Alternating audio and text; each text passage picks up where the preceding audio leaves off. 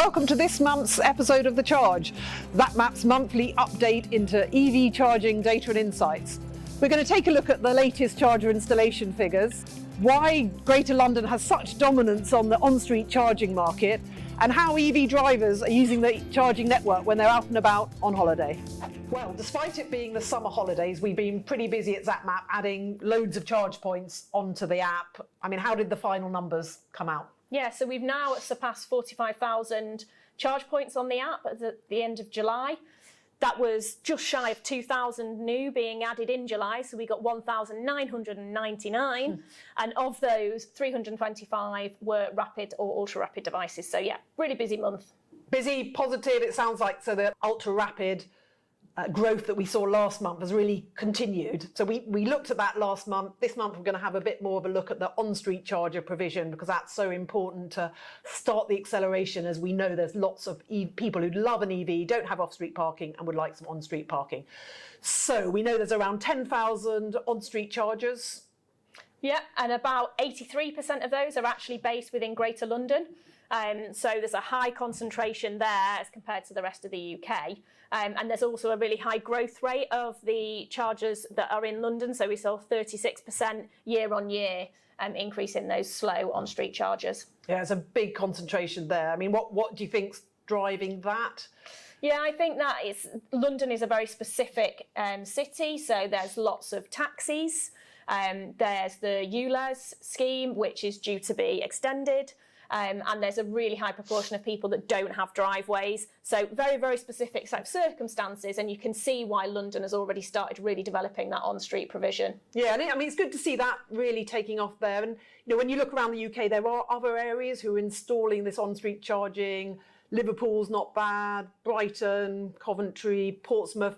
But you know, the growth rate's pretty low, and it feels like that, well, doesn't feel like, it does need to accelerate. Yeah, it definitely needs to accelerate, and LEVI is one of the tools that the government are putting in place to try and help that. Yeah, and I know you've been at a conference last week. What did you get from that? Yeah, so I was at a conference last week speaking alongside people from OZEV, UKPN and the Energy Savings Trust, and there were three key things to take away from that session. The first was that the local authorities are going to find out which tranche of funding they're getting, and that's imminent that they're going to find that out. So that will really dictate which ones need to ramp up quickest.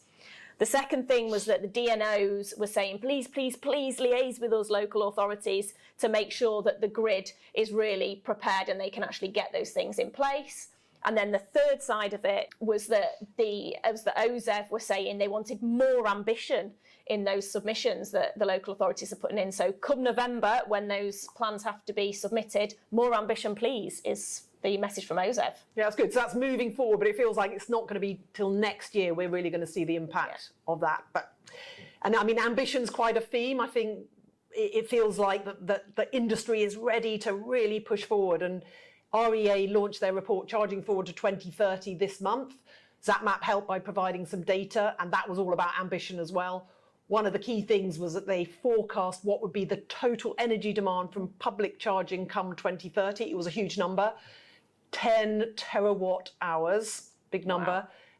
Wow. And also they emphasised that plus the regional distribution wouldn't all be concentrated on the southeast. Yeah, I think we've saw that actually there will be hotspots around the country. So Birmingham and Glasgow were pulled out specifically. When you look at what their demand is likely to be by 2030, it's really high for those areas. So lots of ramping up needed across the country. Yeah, lots of cars, lots of demand. But anyway, that's looking forward. But now back to the here and now. Lots of people are out in their EVs, travelling to their holiday destinations. And we know that, of course, this peak demand is big. The RAC predicted that first weekend of the summer holidays was going to be the largest demand for EV charging yet.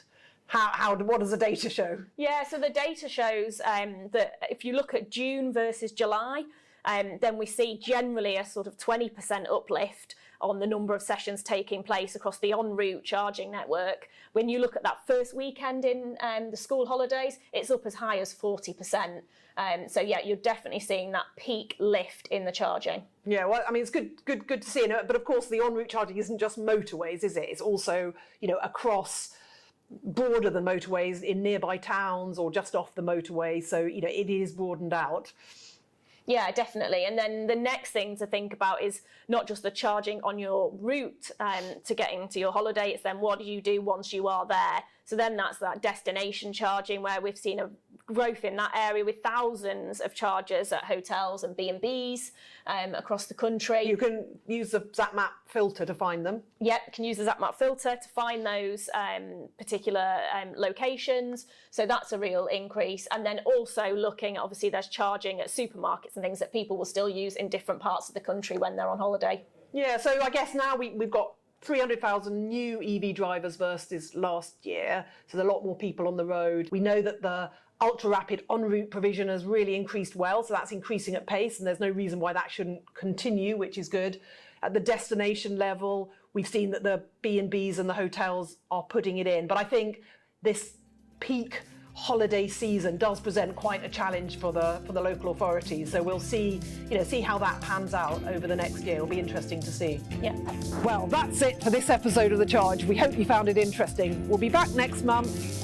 In the meantime, do sign up for our business newsletter, or if you have any EV charging data and insights needs, do get in touch. Happy holidays and happy charging.